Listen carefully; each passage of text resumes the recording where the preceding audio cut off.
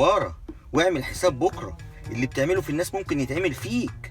دي النصيحه اللي طارق حامد عمره ما فكر فيها ولا جت على باله وهو بيفتري على خلق الله. كل مره كان الزمالك بيجيب جون في اي فريق كان بيعقبها محاوله قتل مع سبق الاصرار والترصد للي جاب الجون من طارق حامد احتفالا بيه طول الوقت، وهو فاكر انه هيعدي بعملته ولا من شاف ولا من دري.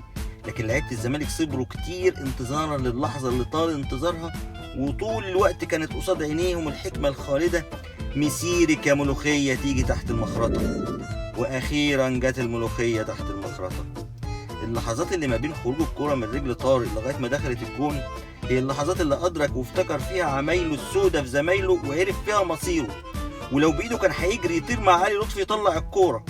وبما ان ده ما بيحصلش غير بس مع الكابتن ماجد، فقرر انه يعمل بيحتفل بالجون عادي زي خلق الله ويزق اللحظه دي.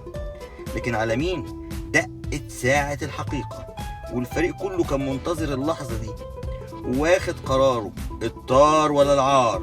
فاستسلم طارق ونام على الارض في سلام بياخد نصيبه من عمايل ايديه ومن الجمايل اللي مغرقه الزمايل.